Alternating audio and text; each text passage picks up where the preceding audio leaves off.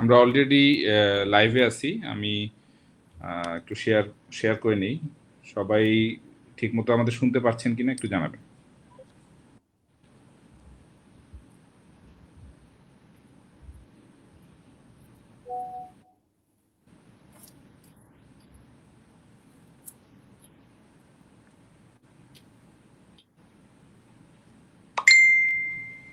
হ্যাঁ, শোনা যাচ্ছে।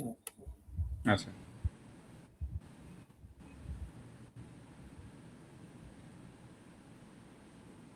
আমি একটু বিভিন্ন গ্রুপে শেয়ার করি।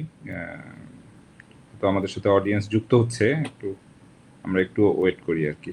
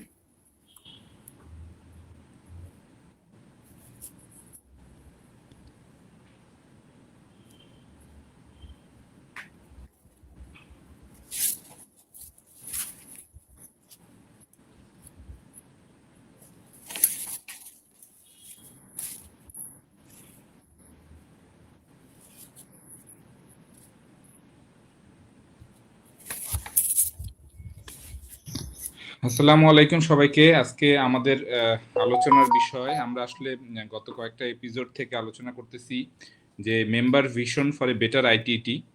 তো আজকে আমাদের আলোচনার বিষয় ইন্ডাস্ট্রি একাডেমি কোলাবোরেশন। আমাদের সাথে আছেন engineer Mohammad Delwar Hossain, industry expert. তো দেলোয়ার ভাই, আমরা মনে হয় যে ইন্ডাস্ট্রি একাডেমি সম্পর্কে একটু অডিয়েন্সকে হ্যাঁ, জানাই, তারপরে হয়তো আমরা মূল আলোচনায় আসবো। আমরা আমি একটা শর্ট প্রেজেন্টেশন করব অ্যাবাউট আমাদের আজকে আলোচনা যে বিষয়গুলো কাভার করবে, এবং ইন্ডাস্ট্রি এবং একাডেমি দুইটা একটু পার্থক্য বা টোটালস একটু সামারি আমি একটু শর্ট একটা প্রেজেন্টেশনের মাধ্যমে উপস্থাপন করার পরে আমি আমাদের মূল আলোচকের কাছে চলে যাব to have a detail discussion about industry and academy কোলাবোরেশনস। তো আমি সরাসরি প্রেজেন্টেশনে চলে যাচ্ছি। আজকে আমাদের আলোচনার বিষয় ইন্ডাস্ট্রি একাডেমি কোলাবোরেশন। আমাদের আসলে আমরা এই ইন্ডাস্ট্রি এবং একাডেমি যে কোলাবোরেশনের বিষয়টা সম্পর্কে আমরা একটু ডিটেলস জানার চেষ্টা করব। তো আমি ফার্স্টে আমার ইন্ট্রোডাকশন বলি। আমি মোহাম্মদ শাহরিয়ার বিপ্লব। আমি বুটেক্স থেকে পাশ করি 2005 সালে, 28তম ব্যাচের। আমি বেক্সিমকোতে চাকরি করি, 4 বছর ছিলাম আমি বেক্সিমকোতে। আমি বুটেক্সে মাস্টার্স কমপ্লিট করি। ডায়াস্টারে আমি চাকরি করি 11 বছর, ডায়াস্টার বিজনেস ডেভেলপমেন্ট ম্যানেজার হিসেবে। আমি নোভোজামের কান্ট্রি ম্যানেজার হিসেবে ছিলাম 2 বছর। আমি আসানলো এবং ডেফোডিলে লেকচারার হিসেবে ছিলাম। এখন কালার সোর্স বিডি আমার কোম্পানি, আমি ম্যানেজিং ডিরেক্টর হিসেবে আছি, এবং আমি বিভিন্ন ইউনিভার্সিটিতে মোটিভেশনাল স্পিকার এবং বিজনেস কোচ হিসেবে প্রায় লেকচার দিয়ে থাকি। আমি মেইন টপিক্সে চলে যাই। আজকে যেই টপিক্স নিয়ে আমরা আলোচনা করব, বেসিক্যালি আমরা ইন্ডাস্ট্রি এবং একাডেমি এই দুইটা আসলে ডিফারেন্ট দুইটা জগৎ। এই দুইটা জগতের মধ্যে আমরা একটা ব্রিজ স্থাপন করার চেষ্টা করব একাডেমি এবং ইন্ডাস্ট্রির মধ্যে, এবং কিভাবে কোলাবোরেশন করা যায়। হ্যাঁ, এবং ইন্ডাস্ট্রি একাডেমির মধ্যে ডিফারেন্সটা কি। হ্যাঁ, গ্র্যাজুয়েটদের একজন আমরা যে আলোচনা করব আজকে, যে গ্র্যাজুয়েটদের কাছ থেকে এখন ইন্ডাস্ট্রিগুলা কি কি এক্সপেক্ট করে, এবং একজন নতুন গ্র্যাজুয়েটদের কি কি জানতে হবে, এবং ইন্ডাস্ট্রির পলিসি সম্পর্কে আলোচনা করব। কিছু রুলস এন্ড রেগুলেশনস, এগুলো আলোচনার বিষয় আছে, কিন্তু আমরা ফোকাস করব ইন্ডাস্ট্রি এবং একাডেমি এই দুইটার মধ্যে আমরা একটা সমন্বয় তৈরি করার মাধ্যমে আমরা বিইং এ টেক্সটাইল ইঞ্জিনিয়ার আমরা যেন এই কারেন্ট চ্যালেঞ্জ ফেস করতে পারি, ইন্ডাস্ট্রির চ্যালেঞ্জ ফেস করতে পারি, নতুন ইনোভেশন সম্পর্কে আমরা যেন আগেই জানতে পারি, আমরা যেন প্রোঅ্যাক্টিভ হই, আমরা যেন রিঅ্যাক্টিভ না হই, আমরা যেন মার্কেটের ডিমান্ডকে ফুলফিল করতে পারি, এটি আমাদের আজকের আলোচনার মূল বিষয়। তো ইন্ডাস্ট্রি এবং একাডেমি এই দুইটা মানে আমি একটা আসলে ডেসক্রিপশন অনেক হইতে পারে, কিন্তু আমি একটা দুইটা পিকচারের মাধ্যমে আমি ইন্ডাস্ট্রি এবং একাডেমির আসলে ডিফারেন্স আমি বোঝানোর চেষ্টা করছি। যে একজন একাডেমিশিয়ান, হ্যাঁ, সে বেসিক্যালি আমরা আমরা যেটা ভাবি যে একজন একাডেমিশিয়ান একজন টিচার হবে বা একজন প্রফেসর হবে, হ্যাঁ, আমরা কিন্তু ইন্ডাস্ট্রি একটা ইউনিভার্সিটি কলেজ, হ্যাঁ, এগুলোকে দেখে আসছি অ্যাজ এ একাডেমিশিয়ান, হ্যাঁ, এবং ইন্ডাস্ট্রিয়াল লোকজনকে আমরা মনে করি এন্টারপ্রেনার বা তারা খুব পশ লাইফ লিড করে, হ্যাঁ। তো এদের দুইজনের মধ্যে যে একটা গ্যাপ, এটা একটা কিন্তু কারণ একজন একজনকে ছাড়া কিন্তু অচল। তো ইন্ডাস্ট্রির যেমন একাডেমিশিয়ান লাগবে, কারণ একাডেমিক সে নলেজ না জানতে পারলে সে কিন্তু ইন্ডাস্ট্রিতে যে ভালো করতে পারবে না। আবার ইন্ডাস্ট্রি উইদাউট একাডেমিশিয়ান এবং উইদাউট একাডেমিক নলেজ ইন্ডাস্ট্রিজ কোনো ইম্পর্টেন্স নেই ইন্ডাস্ট্রিজ। তো আমরা এই দুইজনের মধ্যে যে একটা গ্যাপ, যে পিকচারের মধ্যে একজন একজনের প্রতি যে একটা মানে যেমন একাডেমিশিয়ান অনেক সময় মনে করতে পারে যে না, আমরা ইন্ডাস্ট্রি আমাদের কেন দরকার, আমরা তো এখানে আমাদের স্টুডেন্টদের সব নলেজ দিতেছি, কিন্তু আবার ইন্ডাস্ট্রি মনে করতে পারে যে না, আমাদের হয়তো আমরাই এখানে সব শিখাইতেছি, কিন্তু আসলে না, এটা দুইটা একটা গ্যাপ আমরা মিটিগেট করার চেষ্টা করবো আমাদের আলোচনার মাধ্যমে। এখন একজন অনেক সময় হয় কি, এই আলোচনাটার মধ্যে অনেক কিছু আসে, যেমন একজন নতুন স্টুডেন্ট, সে তার ক্যারিয়ার হিসেবে একাডেমি বা মানে সিলেক্ট করবে নাকি সে ইন্ডাস্ট্রিতে জব করবে, এটা অনেক সময় সে কনফিউজ হয়ে যায়। তো আসলে আমাদের দুই ধরনের লোকই কিন্তু ব্যালেন্স করার জন্য দরকার। একাডেমিশিয়ান যেমন দরকার আমাদের, আমাদের ইন্ডাস্ট্রিয়ালিস্ট লোকও দরকার, এবং এই দুইটার মধ্যে পার্থক্য, কিছু মেজর পার্থক্য আছে। যেমন একাডেমিক জব এবং একাডেমিক কেরিয়ার, এটা ফ্লেক্সিবিলিটি আছে। আপনি মনে করেন 9টা 5টা যে আপনার কাজ করতে হবে তা কিন্তু না, এখানে ফ্লেক্সিবিলিটি আছে। কিন্তু ইন্ডাস্ট্রিতে কিন্তু আপনার কোনো ফ্লেক্সিবিলিটি নেই, মানে আপনার 9টার সময় মানে 9টার সময় অফিসে থাকতে হবে, 5টার সময় অফিস থেকে বের করতে হবে। তাহলে এটা অনেকটা কনস্ট্রেইন এবং মোনোটোনাস, মানে প্রতিদিন একই কাজ করা। হ্যাঁ, দেলোয়ার ভাই, আপনি যদি মানে কোনো মনে হয় যে কোনো জায়গায় কোনো ইনপুট দেওয়া লাগে দিতে পারেন। হ্যাঁ, অসুবিধা নেই, হ্যাঁ, বলতে আমি থাকুন। জাস্ট একটা আমাদের অডিয়েন্সকে একটা বোঝানোর চেষ্টা করতেছি যে টোটাল একাডেমি এবং ইন্ডাস্ট্রির মধ্যে যে কারেন্টলি বেসিক যে ডিফারেন্স গুলো আমরা লক্ষ্য করি। তো যেমন একাডেমির জবগুলা অনেকটা ফ্লেক্সিবল, হ্যাঁ। তারপরে আপনার ওয়ার্ক মানে অনেক দেখা যায় একাডেমিশিয়ানরা তাদেরকে মোর সময় দিতে পারে, হয়তো ফ্যামিলি সময় দিতে পারে, কিন্তু অনেক সময় তারা মনে করে যে ইন্ডাস্ট্রিয়ালিস্টদের মতো তারা হয়তো আর্নিং করতে পারতেছে না। এইটা একটা কিন্তু চ্যালেঞ্জ। যেমন ইন্ডাস্ট্রিতে কিন্তু পে মোর, হ্যাঁ, তো পে মোর মানে দে আর্ন মোর অলসো, হ্যাঁ। কিন্তু একজন একাডেমিশিয়ান যদি খুব হাইলি সাকসেসফুল, সে একজন ডক্টরেট ডিগ্রি অর্জন করলো, হ্যাঁ, তো সে কিন্তু লং টার্মে কিন্তু হি ইজ সাকসেসফুল। তো দুইটার মধ্যে দুইটা কিছু স্ট্রাগল, কিছু পার্থক্য আছে আর কি, হ্যাঁ।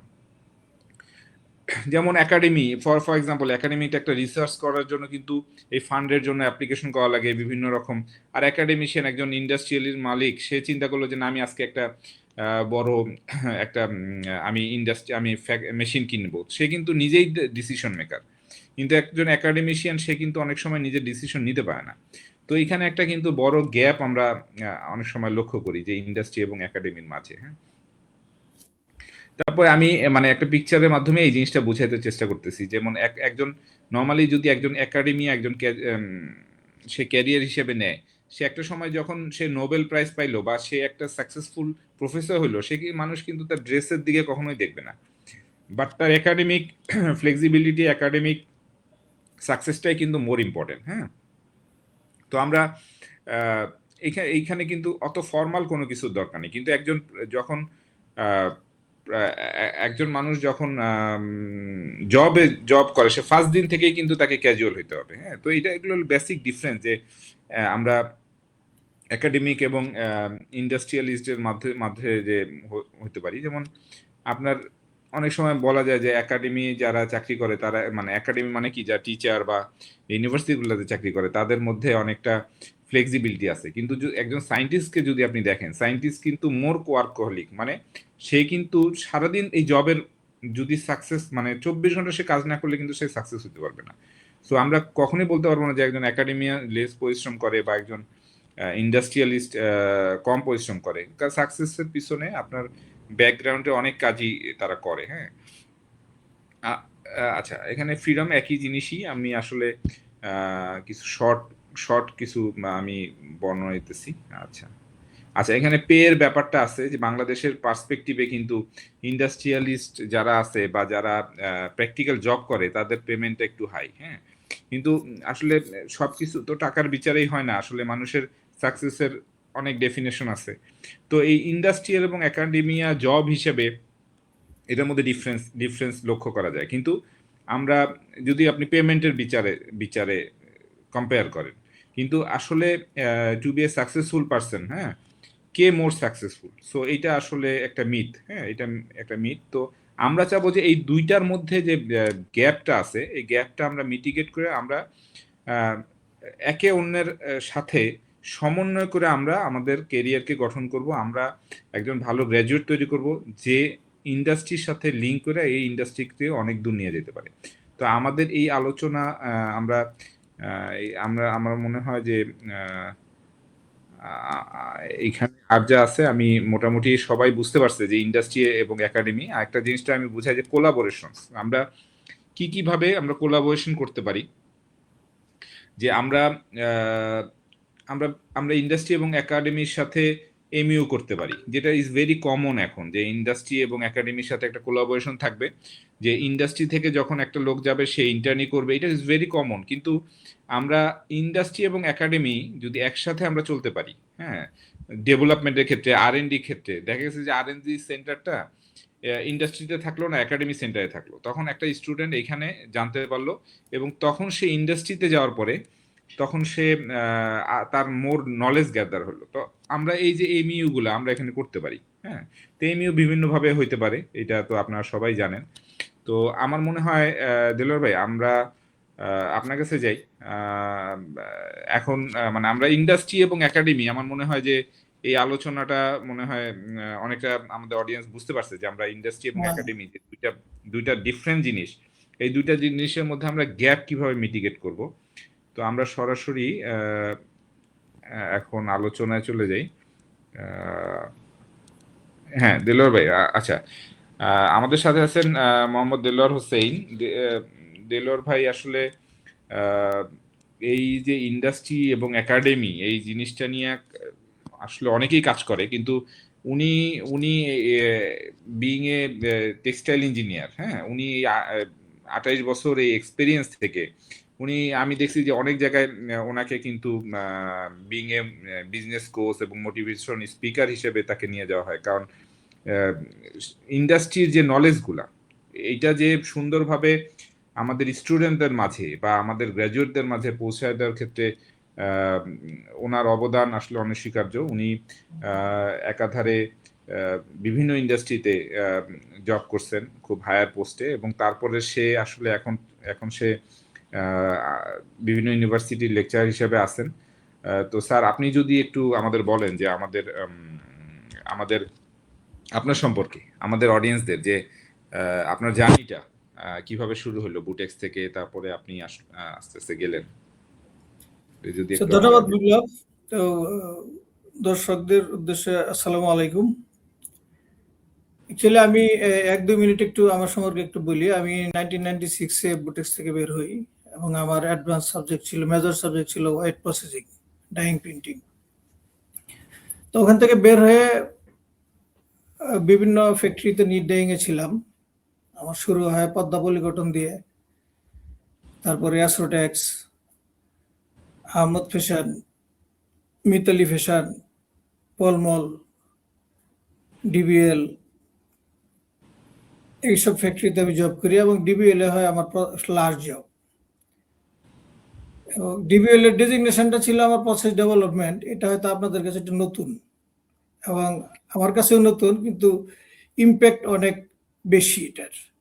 মানে যত রকম technical process, non technical process, everything সব বিষয়ে আমাকে পার্টিসিপেট করতে হয়েছে এবং এগুলি কিভাবে ডেভেলপ করা যায় এগুলিতে আমার কাজ করতে হয়েছে। ওখান থেকে আমি বেশ কিছু বিষয় আমি অবজার্ভ করলাম যে আসলে আমাদের এই টেক্সটাইল সেক্টরে ভালো করার জন্য একজন ডাইং এক্সপার্ট হিসেবে আসলে কি বিষয়ে আমাদের গুরুত্ব দেওয়া উচিত। এই প্রেক্ষাপট থেকে এখন এখানে আজকে এখানে আসি আমার এই এক্সপিরিয়েন্সটাকে শেয়ার করার জন্য। এবং আমি যেটা বুঝছি যে আমাদের যারা স্টুডেন্ট আছে যারা বের হচ্ছে তাদের একটা প্র্যাকটিক্যাল নো হাউ দেওয়া দরকার। হ্যাঁ, এটা কিভাবে দেওয়া দরকার সেটাই আজকের মূল বিষয়।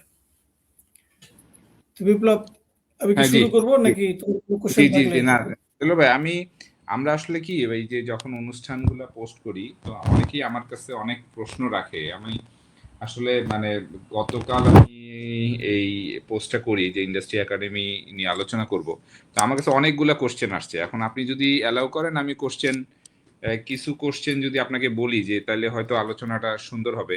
হ্যাঁ যে হ্যাঁ, আমি কোনো অসুবিধা নেই, আমি শুরু করি। হ্যাঁ আমি আসলে হ্যাঁ, যেমন একটা কোশ্চেন আমি পাইছি যে আপনাদের দীর্ঘ অভিজ্ঞতার আলোকে ইন্ডাস্ট্রি একাডেমি কোলাবোরেশন কিভাবে মানে ইন্ডাস্ট্রিকে বেনিফিট করতে পারে। মানে কোশ্চেনটা ইন্ডাস্ট্রিয়ালিস্ট একজনের কাছ থেকে আসছে, যে সে বলতেছে যে ইন্ডাস্ট্রি একাডেমি কোলাবোরেশন যে তুমি আলোচনা করতেছো, তো এটা আসলে ইন্ডাস্ট্রিতে কিভাবে বেনিফিশন, মানে ইন্ডাস্ট্রি কিভাবে বেনিফিটেড হবে এখান থেকে, ও এটা যদি আচ্ছা একটু আচ্ছা, না একটা আমি মনে করি এটা একটা এক্সিলেন্ট কোশ্চেন, খুব ভ্যালুয়েবল কোশ্চেন। সেটা হচ্ছে কি বেনিফিটটা কিভাবে হবে আমি বলি। যেমন ধরো আমি একজন ইন্ডাস্ট্রির একজন এক্সপার্ট, জি যদিও আলোচনায় আসবে আমি বরং আগে এই আনসারটা একটু দেই, পরে আমরা ডিটেলসে যাব। জি কিন্তু ডিটেলসে সবই থাকবে। আমার মনে হয় যে আমি প্রথম থেকে শুরু করি, পরে অটোমেটিক বুঝতে পারবো যে ইন্ডাস্ট্রি কিভাবে বেনিফিটেড হবে। নাহলে রাইট মাঝখান থেকে ঢুকলে আমার শুরু এবং শেষ সিনক্রোনাইজেশনটা কঠিন হয়ে যাবে। জি জি জি আমরা একটু শুরু করি, তাহলে ওখানে আনসারগুলি আছে।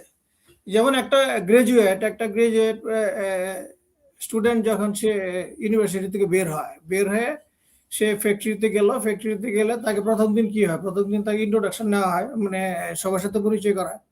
সেও তার পরিচয় দেওয়ার পরে পরের দিন থেকে সে বিভিন্ন ডিপার্টমেন্টে যায়, গিয়ে বিভিন্ন ওই যেমন মেনটেনেন্সে গেল, মেনটেনেন্স কিভাবে কাজ করে এগুলি দেখে।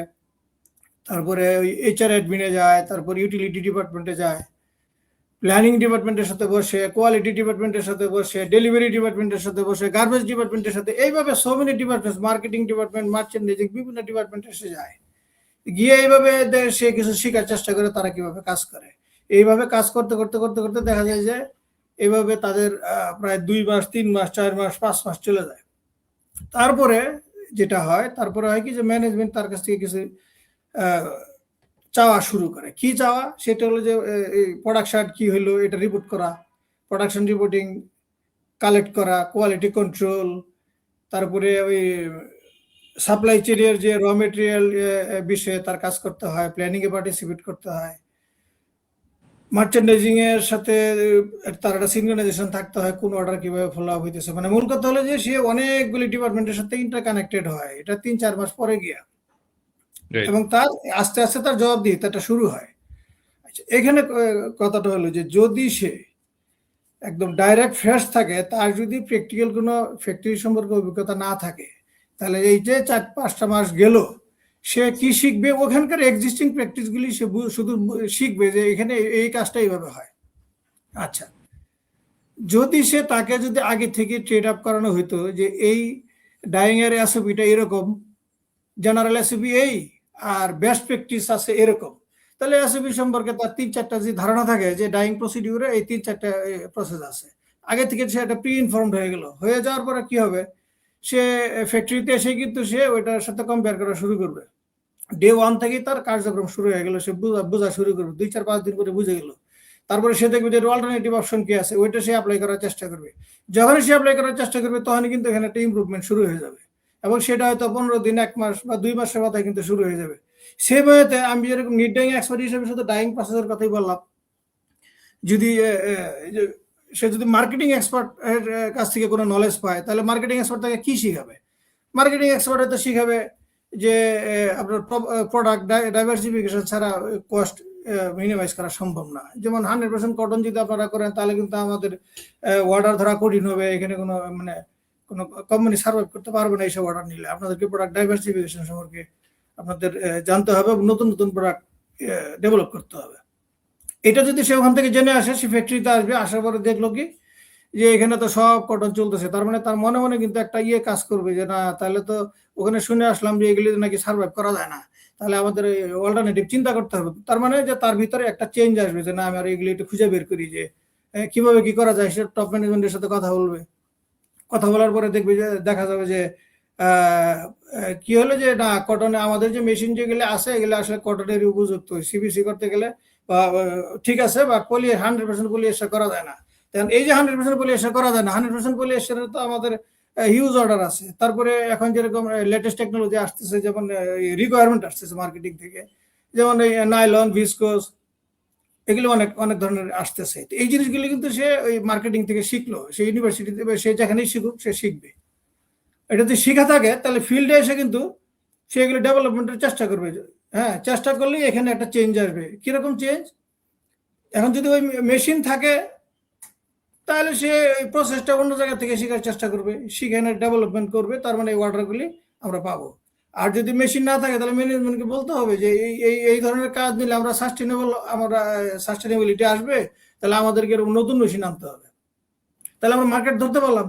এখন সে যদি এই বিষয়গুলো একদমই না জানে তাহলে সে তো এগুলি চাইতে পারবে না। কার কাছে চাবে, কি চাবে এটি সে জানে না। যেমন এখন হয়েছে কি, এখন আমরা যদি একটা এক্সাম্পল দিই, প্রসঙ্গক্রমে কথা চলে আসছে, আমরা যদি যেমন এ ওয়ান পুলারে কিন্তু তারা ওই যে আগের যে ফক্স মেশিন আছে, ফক্স মেশিনগুলো ওনারা বাদ দিয়ে দিচ্ছেন, বাদ দিয়ে নতুন ওই চাইনিজ ব্র্যান্ডের একটা মেশিন নিয়ে আসতেছেন। কেন? কারণ হলো যে ওখানে কস্ট বেশি, কোয়ালিটি ভালো হয় না, ওয়াটার কনজাম্পশন হাই। হ্যাঁ, তো এই জিনিসগুলি যেমন আমি জানলাম, আমি জেনে আমার আমার জায়গায় আমি যদি একটু জানলাম, এটা যদি কোনো একটা ফ্রেশ গ্রাজুয়েট যদি না জানে তাহলে সে কি করবে? সে ফ্যাক্টরিতে গিয়ে কাজ করতে থাকলো, প্রবলেম হইতেছে তো হইতেছেই, সে আর মনে করতেছে যে ডাইং মানেই কঠিন, সারাদিন কষ্ট করে ঘাম জড়ায় টেনশনে থাকে। কিন্তু তার তার যদি একটা প্রি ইনফরমেশন এরকম থাকে যে না, এই কিছু এইসব ডিজাইনের ওল্ড ডিজাইনের মেশিনগুলি আসলে ফিজিবল করা যায় না। যেমন আরো বলি, আরো এই প্রশ্ন মানে একদম ডাইরেক্টলি আমরা ওখানেই যাই। সেটা হলো যে আরেকটা বিষয় হলো যে আমরা যদি আরেকটা চিন্তা করি, যেমন এখন এখন বিভিন্ন ফ্যাক্টরিতে ওই ফেব্রিকের ক্রিজ মার্ক আসে বা রোপ মার্ক অথবা ডায়া মার্ক, এক একজন এক একভাবে এই বিষয়টাকে এক্সপ্লেন করে আর কি, বলে আর কি। তখন এটা নিয়ে অনেক বলতে বলা যায় যে অনেক আলোচনা, মানে ঝড়ঝাপটাও চলতেছে, কারো কোন কেমিক্যাল ভালো, কোন কেমিক্যাল খারাপ, কোন প্রসেস ভালো, কোন প্রসেস খারাপ। কিন্তু এন্ড অফ দ্য ডেতে গিয়ে দেখা গেছে যে আসলে পুরাপুরি এটা সলভ হচ্ছে না। এখন একজন এক্সপার্ট, আমি যেহেতু ডাইং এর এক্সপার্ট, আমি এই পর্যন্ত যেটা দেখলাম সেটা হলো যে এই আমাদের যে ডাইং মেশিনের যে নজলগুলি আছে, নজল ডায়াগুলি 120 থেকে 140-এর মধ্যে থাকে ইন জেনারেল। যেমন স্ক্লাভস মেশিনের নজল ডায়া 140। একটু ডিটেলসে না গেলে আসলে ওনার প্রশ্নের আনসারটা আমি বুঝাইতে পারবো না। জি জি জি না, আমার আসলে ইন্ডাস্ট্রি কিভাবে বেনিফিট হবে এটা আসলে না, আপনার কোশ্চেন ঠিকই আছে, আপনার অ্যান্সার ঠিক আছে আসলে। না, একটা পয়েন্টে আমি একটু ডিটেলসে না গেলে তো বুঝাতে বলবেই। পারবো না, পরে অন্য পয়েন্টস আমি আর বলবো না, শুধু একটা পয়েন্টই বলতে চাই, পরে জি আমি জি অন্য বলেন। পয়েন্টে চলে যাবো একটু বোঝানোর জন্য জি আর কি। জি জি আমরা জি যদি না, ঠিক আছে। বেনিফিটটা এইটাই যে এই ইন্ডাস্ট্রিয়াল, আমরা যারা এক্সপার্ট, যেমন আমি তো এটার সমাধান আমার কাছে আছে। হ্যাঁ, জি সমাধান আমার কাছে আছে, আমি এটা পরে আসতেছি। তো এরকম আমরা যখন সমাধানগুলি দিতে পারবো তাহলে কি হবে? কোয়ালিটি বেটার হবে। রাইট কোয়ালিটি বেটার হলে প্রোডাক্টিভিটি বাড়বে, মানে প্রোডাকশন বেশি হবে। প্রোডাকশন বেশি হলে তো অবশ্যই এটা ইন্ডাস্ট্রি বেনিফিটেড হবে। Right right right right. ঠিক না? এটা একটা পয়েন্টের উপরে আরো অনেকগুলি পয়েন্ট আছে, হয়তো সেটা মানে 3 ঘন্টা বললেও শেষ হবে না আর কি। না না, ঠিক আছে।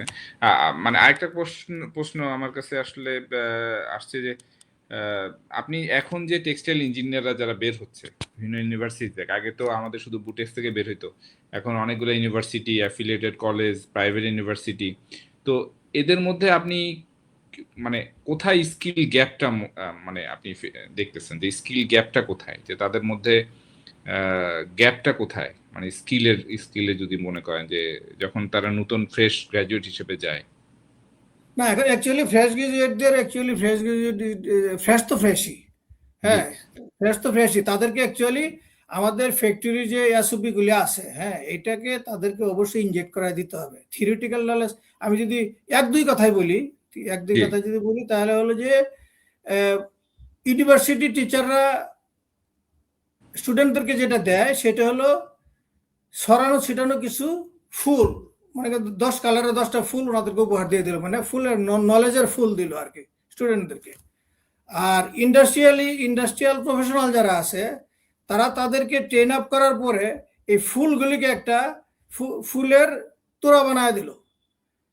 হ্যাঁ, এই নলেজটাকে তারা একটা গুছাই দিল। তো গুছাই দিলে কি হবে, এই 10টা ফুল যদি আমরা 10 100 টাকা বিক্রি করি, কথার কথা, কিন্তু ফুলের তোড়ার ভ্যালু কিন্তু তখন 100 টাকা হবে না, সেটা হয়ে যাবে 150 টাকা। তা আমরা যদি এইভাবে মানে সংক্ষেপে বুঝাইতে যাই তাহলে বোঝা যাবে যে আমাদের এডুকেশনটা দরকার আছে, ওই ফুলটা দরকার আছে, কিন্তু সাজানোর জন্য আমাদের ইন্ডাস্ট্রিয়াল প্রফেশনালদের নলেজটা ওদের ভিতরে ইনজেক্ট করে দিতে হবে, তাহলে আমরা ফুলের তোড়াটা পাবো, এটা ভ্যালু অ্যাড হবে, এটাই আমাদের বেনিফিট। আর টেকনিক্যালি যদি একটু বলি, আমি একটু মানে আমার মূল জায়গায় আমি একটু যেতে চাইছি, যে একটা ছেলে যখন ওই ফ্রেশ যখন আসবে তখন তার নানান এই যে একটা পয়েন্ট যখন কথা বলা শুরু করবো তখন এগুলি অনেকগুলি পয়েন্টই তাদের জানা থাকবে না। কি এক্সিস্টিং এর তারা, যেমন একটা উদাহরণ দিই আমি, যেমন ডিবিএল যখন আমি ঢুকলাম তখন আমি দেখলাম যে এখানকার এক্সিস্টিং ডাইং প্রসিডিউর কি আছে, তাদের বিভিন্ন ওয়ার্কিং এসওপি গুলি কি আছে, যেহেতু আমার ডেজিগনেশন প্রসেস ডেভেলপমেন্ট। এখন যেহেতু আমি অন্য জায়গায় বিভিন্ন এসওপি দেখে আসছি, আমি এগুলি ক্যাচ করতে পারছি যে কি হইতেছে এবং কি হইতে পারে।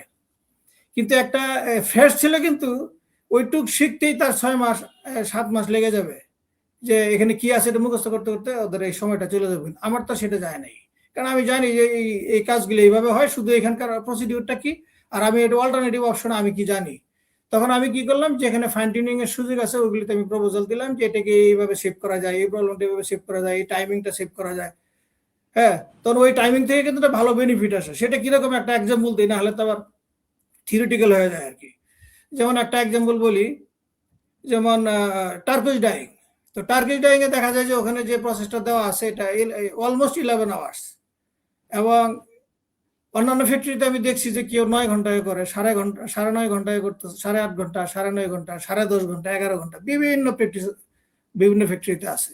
এবং আমি কি করলাম যে ঠিক আছে, সবগুলি যেহেতু আমি জানি, সবগুলি থেকে কম্বাইন করে আমি একটা 8.5 ঘন্টার প্রসেস দিলাম এবং সেটা সাকসেসফুল হলো। এখন যেহেতু আমি জানি তাই এটা সম্ভব হয়েছে, কিন্তু আমি যদি ফ্রেশ হইতাম তাহলে কিন্তু 8.5 ঘন্টার প্রসেসটা কিন্তু আমি ওখানে অ্যাপ্লাই করতে পারতাম না। তাহলে আমি চাইতেছি যে যারা ফ্রেশ হয়ে বের হবে তাদেরকে আমাদের মতো এক্সপার্ট, শুধু আমি না, আমার মতো আরো অনেক আছে, বিভিন্ন ডিপার্টমেন্টের এক্সপার্ট আছে, সেটা প্ল্যানিং এর এক্সপার্ট হইতে পারে, সেটা মেইনটেনেন্সের এক্সপার্ট হইতে পারে, সেটা ম্যানেজমেন্ট এক্সপার্ট হইতে পারে, সেটা মার্কেটিং এক্সপার্ট হইতে পারে। সবাই মিলে যদি আমরা এই ফ্রেশ গ্রাজুয়েটদেরকে ট্রেন আপ করতে পারি, তাহলে আমার মনে হয় যে আমরা এরকম একটা এক্সিলেন্ট একটা প্ল্যাটফর্ম পাবো ইন্ডাস্ট্রিতে, যেটা আমাদের বেনিফিট হবে। এগুলো একটা বিষয় দিয়ে আমি জাস্ট একটু বোঝানোর চেষ্টা করলাম যে আসলে বেনিফিটটা কিভাবে আসে। তারপর যদি আরো কোনো কোশ্চেন থাকে বলো। আচ্ছা, আরেকটা কোশ্চেন আছে যে মানে একই রকম হয়তো যে বিশ্ববিদ্যালয়ে যা শেখানো হয় এবং শিল্পে যা প্রয়োজন, এটার মধ্যে কি কোনো ব্যবধান লক্ষ্য করতেছেন কিনা? যে হ্যাঁ, ব্যবধান তো এখানে তো পরিষ্কার বোঝা যাচ্ছে যে আমি তা 2টা উদাহরণ দিলাম। একটা হলো যে আমাদের প্রি ইনফরমেশন থাকার কারণে যেরকম আমি ডাইং প্রসেসটা নিয়ে একটা ডেভেলপমেন্ট দেখাইতে পারছি, প্লাস এই আরেকটা এক্সাম্পল হলো যে ফুল দিয়ে বুঝাইলাম আমি যে ফুল আর ফুলের তোড়া কিন্তু এক না, বেসিক কিন্তু এটা, ফুল ছাড়া কিন্তু ফুলের তোড়া হয় না। ইউনিভার্সিটির ওই নলেজ ছাড়া কিন্তু আমরা কিছু করতে পারবো না, ওটা লাগবে। কিন্তু এটাকে আমরা, হ্যাঁ লাগবে, এবং এটাকে আমরা আরেকটা উদাহরণ দেই, কিছু নন টেকনিক্যাল উদাহরণ না দিলে হচ্ছে না।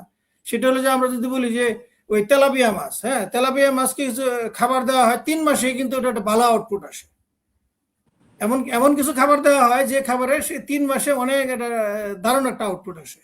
এখন আমরা ওই স্টুডেন্টদেরকে এমন কিছু খাবার দিতে চাই যে তারা অল্প সময়ে আমাদেরকে একটা ভালো আউটপুট দেবে। আমরা সেটাই চাই, আমরা এত সময় অপচয় করতে চাই না। রাইট। ঠিক না? খুব সুন্দর কথা বলছেন যে আসলে ইন্ডাস্ট্রি এবং এখানে আমি যেরকম আমি নিট ডাইং এর উপরে কথা বলছি, এরকম দেখা যাবে যে যারা ওভেনের এক্সপার্ট, ওভেন নিটিং এর এক্সপার্ট, ওভেনের এক্সপার্ট, ওভেন ডাইং এর এক্সপার্ট, প্ল্যানিং এক্সপার্ট, বিভিন্ন ধরনের এক্সপার্ট আছে, ম্যানেজমেন্ট এক্সপার্ট, এইচআর এক্সপার্ট, সবাইকে দিয়ে কিন্তু এই স্টুডেন্টদেরকে আমাদের ট্রেন আপ করা উচিত। এবং এই ট্রেন আপের প্লেসটা হবে কোথায়, সেটা প্রতিটা ইউনিভার্সিটিতে ওরা যখন ফাইনাল ইয়ারে আসবে, সেটা হয়তো 1 মাস 2 মাস 3 মাস লাগতে পারে। এই ইন্ডাস্ট্রিতে যারা এক্সপার্ট আছেন ওনাদেরকে দিয়ে তাদেরকে যখন আমরা এই নলেজগুলি তাদেরকে ইনজেক্ট করে দিব, তখন তারা ফ্যাক্টরিতে ঢুকবে, ফ্যাক্টরিতে ঢোকার পরে ওই ইনফরমেশনগুলি তাদের কাছে থাকবে, তখন থাকার পরে ওরা খুঁজবে যে এটার সাথে কি মিল আছে। তারা তো অলরেডি বেসিক প্ল্যাটফর্মটা তো পেয়ে গেল, তখন এটা সে খোঁজার চেষ্টা করবে, খুঁজতে গিয়ে দেখবে কি যে অলমোস্ট 80-90% ম্যাচিং আছে বা 95% ম্যাচিং আছে, 5% গ্যাপ। তাহলে তখন সেই 5% গ্যাপটা সে ইয়ে করার চেষ্টা করবে, মানে ডেভেলপ করার চেষ্টা করবে। এখন কথা হলো এই যে গ্যাপটা সে পাইলো, এটা সে কিভাবে ডেভেলপ করবে, অ্যানাদার কোশ্চেন, সেটা আমি পরে আসতেছি। তার আগে মানে আমি যদি ফ্রেশ গ্রাজুয়েটদেরকে আমি পড়াই, ফ্রেশ গ্রাজুয়েটদেরকে যদি আমি পড়াই, আমি যদি ক্লাস নিই, যেমন আমার মধ্যে তো আরো অনেক আছে, ওনারাও হয়তো নিবেন, সেটা তো আমি আমি আমি আমি জানি না ওনারা কি কি কি পড়াবেন, কিন্তু অবশ্যই ভালো কিছু পড়াবেন। আমারটা আমি শেয়ার করি যে আমি কি করতাম, আমি কি পড়াইতাম, এতে কি বেনিফিটেড হইতো কিনা, সেটা একটু জানা দরকার, ঠিক না? সেটা একটু জানা দরকার। তাহলে যিনি প্রশ্নটা করছেন যে কিভাবে বেনিফিটেড হবে, সেটা কিন্তু পরিষ্কার হয়ে যাবে। যেমন আমি কিছু এক্সাম্পল দেই, যেমন আমি যেটা বেশি কাজ করি সেটা হলো যে এখন বর্তমান সময়ে গ্যাস বিল বেশি, ঠিক না?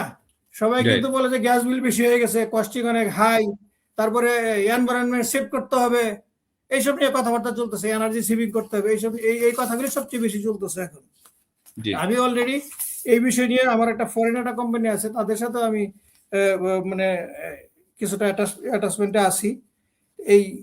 আমি এইটা একটু শেয়ার করি যে কিভাবে আমাদের এই নলেজটা যদি আমরা স্টুডেন্টদেরকে দিতে পারি, কিভাবে বেনিফিটেড হবে। আমাদের নলেজটা কি সেটা আমি বলবো এখন।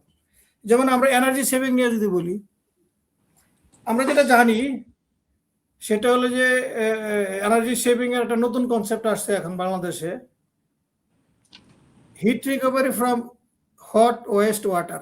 আমাদের যে ইটিভির পানি, যেটা গরম পানিটা, ইটিভির ওয়েস্ট ওয়াটারটা যে বের হয়ে যাচ্ছে, এটা যে হিটটা থাকে, এটা আমরা হিট এক্সচেঞ্জারের মাধ্যমে আমরা ব্যাক করতে পারি, রিকভারি করতে পারি। এতে দেখা যায় আমাদের গ্যাস সেভ হয় 10-20%, এবং এটা একটা টার্কির টেকনোলজি, অলরেডি এটা ইমপ্রেস নিউটেক্স এটা চালু আছে। এবং আরেকটা মন্ডলের যে ইয়ের ফ্যাক্টরিটা, ওই যে টাঙ্গাইল, হ্যাঁ, ওখানে ওরা অন্য একটা কোম্পানির সিএম এর কনসেপ্টের একটা মেশিন নিয়ে আসছে, ওখানেও কিন্তু মানে হিট রিকভারিটা করতে পারতেছে ওরা, ওখানেও তাদের এনার্জি সেভিং হচ্ছে, গ্যাস বিলটা সেভ হচ্ছে। ঠিক, এটা একটা সেভিং। আচ্ছা, এটা হলো আমরা একটা ফাইন্যান্সিয়াল সেভিং পাইলাম। এটার পরিবেশের দিক থেকে কি সেভিং আছে আমরা যদি এটা একটু দেখি। পরিবেশের সেভিংটা হলো, তাহলে আমরা এটা বুঝলাম যে এখানে ফাইন্যান্সিয়াল সেভিং হলো, এখন আমরা পরিবেশের সেভিং এ যাচ্ছি। পরিবেশের সেভিংটা একটু দেখি। পরিবেশের সেভিংটা হচ্ছে, আমরা যদি গ্যাস বিল সে 10% আমি কমাইলাম, গ্যাস মানে কি, গ্যাস যদি পরিবেশের ইম্প্যাক্টটা হলো যে 1 metre cube gas, natural gas burn করলে 1.9 কেজি কার্বন ডাইঅক্সাইড আমরা বাতাসে বিট করি। আমি আবার বলতেছি যে 1 metre cube gas, natural gas burn করে 1.9 কেজি কার্বন ডাইঅক্সাইড গ্যাস আমরা বাতাসে বিট করি। আচ্ছা, তা আমি যদি 10% ফুয়েল কনজাম্পশন কমাইতে পারি, ন্যাচারাল গ্যাস বার্নিং কমাইতে পারি, তাহলে কি আমার ওই কার্বন ডাইঅক্সাইড ইমিশন 10% কমবে, ঠিক না? তাহলে আমরা পরিবেশের একটা ভালো একটা ভূমিকা রাখলাম। সেম ওয়েতে আর কি করা যায়, এটা আমি যদি ফ্রেশ গ্রাজুয়েটদেরকে পড়াই, তাদেরকে সাথে আমি এটা শেয়ার করবো যে এটা এইভাবে এটা হয়, এইসব বাংলাদেশে অলরেডি এটা চালু হয়েছে, বাট সেটা তো 1% ফ্যাক্টরিতে হচ্ছে। যেহেতু 1% ফ্যাক্টরিতে হয়েছে, তাহলে বাকি যে 99% ফ্যাক্টরিতে আছে, তাহলে তাদেরও এইভাবে সেভ করা উচিত, ঠিক না? তাহলে আমার এই নলেজটা আমি স্টুডেন্টদেরকে এটা আমি শেয়ার করবো। তো এটা জানার পরে তারা যখন ফিল্ডে সেটা নিয়ে কথা বলবে, তাহলে কি কোম্পানি বেনিফিটেড হবে না? অবশ্যই হবে। আচ্ছা, তাহলে কি বেনিফিটেড হলো? একটা হলো কস্ট সেভিং হলো, আর হলো এনভায়রনমেন্ট, পরিবেশকে আমরা বাঁচাইলাম, এবং এটা 20% পর্যন্ত সেভ করা যায়। আর কিভাবে করা যায়? আরেকটা পয়েন্ট হলো, আমাদের এই বাংলাদেশে যে ডাইং মেশিনগুলি চলতেছে, হ্যাঁ, এই মেশিনগুলি যখন আমরা ডাইং করি, বিশেষ করে 135 টেম্পারেচার যখন উঠে বা 98 যখন চালাই, তখন ওই বডি থেকে কিছু হিট রিলিজ হয়ে যায়, মানে ডাইং মেশিনের বডি থেকে হিট রিলিজ হয়।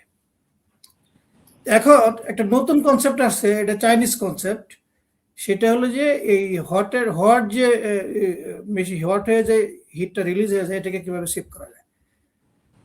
তো এই কনসেপ্টে যেটা আছে সেটা হলো যে মেশিনটাকে ইনসুলেশন করা হয়। ইনসুলেশন করা হয়, এটা রাফলি 10-15 দিন সময় লাগে। ইনসুলেশন করার পর হয় কি, এখানেও প্রায় মানে তাদের বক্তব্য হলো 25%, বাট আমরা ধরে নিলাম 20% স্টিম সেভ হবে। তাহলে 20% স্টিম সেভ মানে কি, আমরা এটাও ধরে নিতে পারি যে আমাদের 20% ফুয়েল বার্নিং কমে গেল, এবং স্টিমের কম লাগার কারণে কিন্তু কস্টিংটাও কমলো। এখন এই কনসেপ্টটা অলরেডি কিন্তু বাংলাদেশে একটা ফ্যাক্টরিতে 2টা মেশিনের ট্রায়াল বেসিস অলরেডি চালু হয়ে গেছে। সেটা কোথায়? ফখরুদ্দিন টেক্সটাইল। আচ্ছা আচ্ছা, এই যে 20% তারা সেভ করতে পারতেছে, এই কনসেপ্টটা যদি আমি স্টুডেন্টদেরকে শেয়ার করি, সে যে ফ্যাক্টরিতেই যাক, সে কিন্তু বলবে যে স্যার এরকম তো শুনে আসছিলাম, এটা তো আমাদের এখানে চালু করা দরকার। তাহলে ওখানে কি 20% সেভ হবে না? অবশ্যই হবে। তাহলে ইন্ডাস্ট্রি একাডেমিক কোলাবোরেশন তো এখানে ডাইরেক্টলি এফেক্ট করতেছে, পজিটিভ এফেক্ট পাচ্ছি আমরা, ঠিক না? This is another example. এবং এটাকে আমি যদি বলি যে এটা যত ফ্যাক্টরি সারা বাংলাদেশে, এটা হয়তো 0.5% বা 0.2% ফ্যাক্টরিতে আছে, মানে একটা ফ্যাক্টরিতে আছে আর কি। তাহলে বাকি সবগুলিকে ফ্যাক্টরি থেকে এটা দরকার না? অবশ্যই দরকার। এই কোলাবোরেশন হলে তো ফ্রেশ ছেলেরা এসে বলা শুরু করবে, এটা কোথায়, এটা নাই, ওটা নাই, হ্যাঁ এটা তো এই জায়গায় হচ্ছে, নাই কেন? রাইট। ঠিক না? তাহলে তো Right. অবশ্যই এটা ডেভেলপমেন্ট আসবে। তারপরে আসি এই যেমন আমাদের স্ট্যান্ডার, হ্যাঁ স্ট্যান্ডার মেশিনে কি নাই বা কি আছে? রেগুলার প্র্যাকটিস সবাই যা যা করার করতেছে, কিন্তু এখন একটা চাইনিজ কনসেপ্ট আছে, সেটা হলো স্ট্যাটার মেশিন থেকে হিট রিকভারি করা যায়।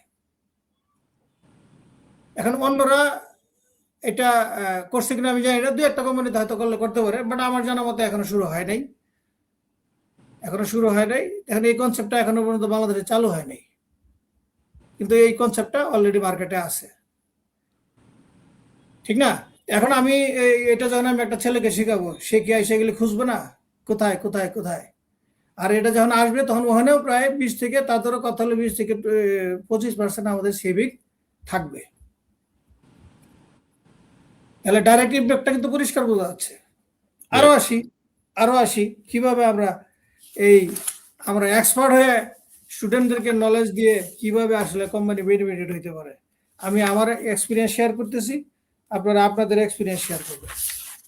এখানে আমি একটা লিস্ট একটু দেখে নেই, নাহলে অনেক পয়েন্ট বাদ পড়বে।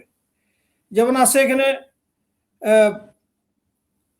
যেমন অক্সিলারি কেমিক্যালে যেমন যেটা আছে সেটা হলো যে আমাদের যে ডাইং করতেছি, এখানে দেখা যায় যে সিওডির বিল অনেক সময় অনেক বেশি হয়, 1000, 1500, 1200, সরি 1000, 1200, 1500, তারপরে 2000, এবং ওপেন ডাইং এ তো এটা প্রায় 3000-এর উপরে উঠে যায়। আচ্ছা, তাহলে এই যে সিওডি অনেক বেশি হইতেছে, এই সিওডি বেশি হওয়ার কারণে কি হয়েছে, এটাকে আমরা ওই ইটিভিতে এটাকে সেপারেট করতে গিয়ে কিন্তু আমাদের কেমিক্যাল ইউজ করতে হয়েছে, ঠিক না? হ্যাঁ ইউজ করতেছে। এবং এখানে কিন্তু আমাদের যে কিছু এখন যে এনভায়রনমেন্টের জন্য যে কথাগুলি আসতেছে, যে আমরা কিছু ওয়াটার আবার রিইউজ করব, ঠিক না? এখন যদি সিওডির ভ্যালু অনেক বেশি থাকে, তাই ইনঅর্গানিক কেমিক্যাল এখানে বেশি, তাই সিওডির ভ্যালু বেশি। তাহলে আমি ওখানে পানি রিকভারিটা কম পাবো, রিইউজটা কম করতে পারবো। তাহলে আমাদের কি করতে হবে? আমাদের এখানে অর্গানিক কেমিক্যাল ইউজ করতে হবে। এখন মার্কেটে অলরেডি ইউরোপ, তারপরে ইন্ডিয়া, চায়না, বিভিন্ন কোম্পানিতে কিন্তু অলরেডি এই অর্গানিক কেমিক্যাল অলরেডি তারা মার্কেটিং শুরু করে দিচ্ছে। এই কনসেপ্টটা আমার কাছে আছে, এবং আমি এই বিষয়ে ভালো আমার সোর্সিংও আছে। এখন যদি আমরা ধীরে ধীরে এই ইনঅর্গানিক কেমিক্যালগুলিকে রিপ্লেস করে যদি অর্গানিকে যেতে পারি, 100% না পারি, অন্তত 80%ও যদি করতে পারি, তবু তো আমাদের এই সিওডির ভ্যালুটা অটোমেটিক কমে আসবে। যেমন এটা বলার উদ্দেশ্য হলো, কোনো একটা ফ্যাক্টরি থেকে আমাকে বলতেছিল যে আমাদের তো সিওডি 1200 আসতেছে, 1300 আসতেছে, এটাকে কিভাবে কমানো যায়। তারপরে আমি এক ফরেন এক্সপার্টের সাথে শেয়ার করে তারপরে আমি বিষয়টা নিয়ে কাজ করি, এবং দেখা গেলো যে তাদের ট্রায়ালে এটা 500-এর নিচে চলে আসছে, এবং এটা নিয়ে আরো কাজ করলে হয়তো আরো কমবে।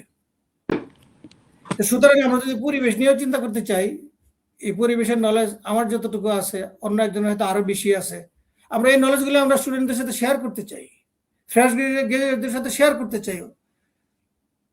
তাহলে কি হবে, একসাথে সবাই যখন বিভিন্ন ইন্ডাস্ট্রিতে ছড়ায় উঠবে, তখন তারা এগিয়ে খুঁজতে থাকবে যে where is the solution, where is the solution. তাহলে আমরা এই পরিবেশটাকে বাঁচাইলাম না, জি এনভায়রনমেন্টকে জি সেভ করলাম না, তাহলে কিভাবে হলো? This is due to the collaboration. সুতরাং এটা আমাদের খুব দরকার। রাইট এবং রাইট আমি রাইট তো আমাদের আয়ুব নবী স্যারকে ধন্যবাদ জানাতে চাই যে বাংলাদেশে কিন্তু আমার জানা মতে ওনার ইউনিভার্সিটিতেই, এক বিজেপি ইউনিভার্সিটিতেই শুধু এই এই প্র্যাকটিসটা চালু আছে। আমার জানা মতে আর কোথাও নাই। আমি মনে করি প্রতিটা ইউনিভার্সিটি, প্রতিটা কলেজ, টেক্সটাইল গ্রাজুয়েট যারা বের হয়ে আসবে সবারই এগুলো দরকার। রাইট রাইট রাইট আর দরকার কি দরকার না এটা আপনারা আমার কথা শুনে বুঝতেছেন। আমার কথা বিশ্বাস করার দরকার নেই। আমি কি বলতেছি এটা যা শোনার পরে আপনারা এটা জাস্টিফিকেশন করবেন। জাস্টিফিকেশন করার পরে যদি মনে করেন যে হ্যাঁ এটা দরকার আছে, তাহলে সেটা আপনারা এটা নিয়ে আপনারা কাজ করেন। তাহলে এখন এখানে আমার আরেকটা কথা আছে, সেটা হলো যে আমরা এই যে পানিগুলি যে ট্রিটমেন্ট করতেছি, পানি ট্রিটমেন্ট করার পরে আমরা পানিটা যেটা ড্রেন করতেছি, যদি ইনঅর্গানিক কেমিক্যাল বেশি থাকে, সেটা পরিমাণে যদি কমও থাকে, that is also harmful for the body. That is also harmful for the body. এত কি হইতেছে আজকে দেখা যায় যে মানে অটিজম বাচ্চা কাচ্চা হচ্ছে, অটিস্টিক বাচ্চা কাচ্চা হচ্ছে, হ্যাঁ, তারপরে অনেকের বাচ্চা কাচ্চা হচ্ছেই না। দিস ইজ ডিউ টু, মানে এটা হলো ফুড থেকে যে ইনঅর্গানিক কেমিক্যালগুলো আমরা ইনটেক করতেছি সেটার জন্য। সেটা বিভিন্ন কারণে আসতেছে, বাট একটা পোর্শন কিন্তু আমাদের টেক্সটাইল থেকে যাচ্ছে। টেক্সটাইল থেকে দুইভাবে যাচ্ছে। একটা হলো যে আমরা হয়তো ট্রিটমেন্ট করতেছি না, আর এটা হলো করার পরে যে টলারেন্স যেটা দিছি, this is not enough for the body. যেটা অ্যাডভান্স স্টাডি যারা এটা নিয়ে করবে তারা বলতে পারবে। আমি এত গভীরে যাচ্ছি না, আমার আরো অনেক পয়েন্ট রয়ে গেছে, আমি একটু সেই ওইদিকে যাই, সময় অনেক চলে গেছে। দেলোয়ার ভাই, ওই যে এরপরে একটা কোশ্চেন আসছে, আমরা কি নিয়ে নেব? একটা অডিয়েন্স হ্যাঁ একটা হ্যাঁ নিয়ে কোশ্চেন। নেই নিয়ে নেই। আচ্ছা, অডিয়েন্স একজন কোশ্চেন করছে, ফারহাদ আজিম। I have one question to Dilwar sir. In future, what is the big challenge in textile knit dyeing? কোশ্চেনটা তো একটা এক্সিলেন্ট কোশ্চেন Very করছে। big, হ্যাঁ, very এবং big এটার question. একটা ফ্যান্টাস্টিক সলিউশন আছে। আমি কথাগুলি যখন বলবো তার ভিতরে আনসারটা থাকবে, কারণ ডাইরেক্টলি এটা বলতে গেলে এটা কি হয়ে যাবে, আনসারটা আমি নিলাম, এটা আমার আনসার আসবে, ওখানে আমার আনসারে থাকবে এটা। ওকে ওকে। দারুণ কোশ্চেন। তো আর কি সেভ যে আমি পড়াইতে গেলে আমি আর কি পড়াবো? যেমন আমরা আরেকটা জিনিস দেখতেছি যে সবাই কিন্তু এখন ব্যস্ত। যেমন এই যে আমি এখন যে রুমে বসে আছি, এখানে একটা এসি চলতেছে, বাট অন্য রুমে এসি নাই। এটা খুব গরম, মানে অস্থির গরম। বাইরে গেলে Right. গরম, ভিতরে গরম, রাস্তায় গরম, সব জায়গায় গরম। হ্যাঁ, অস্থিরতা কেন? This is due to the change of environment, তাই না? আমরা বাতাসে কি করতেছি, কার্বন ডাইঅক্সাইড অনেক বেশি ছেড়ে দিচ্ছি, যে Right. কারণে এরকম ওয়েদারটা চেঞ্জ হয়েছে, ঠিক না? আচ্ছা, Right. তাহলে আমরা আমরা আমরা কি চাই? আমরা চাই কার্বন ডাইঅক্সাইড বাতাসে যাবে না, আমরা দিতে চাই না, এটা হলো আমাদের চাওয়া। কিন্তু বাস্তবে এটা কি সম্ভব? সম্ভব না, বাট কমানো সম্ভব। কিভাবে কমানো যায়? এটা একটা ইটালিয়ান একটা টেকনোলজি, বাংলাদেশে অলরেডি আসছে, বেশ কিছু ফ্যাক্টরিতে আছে। সেটা কি?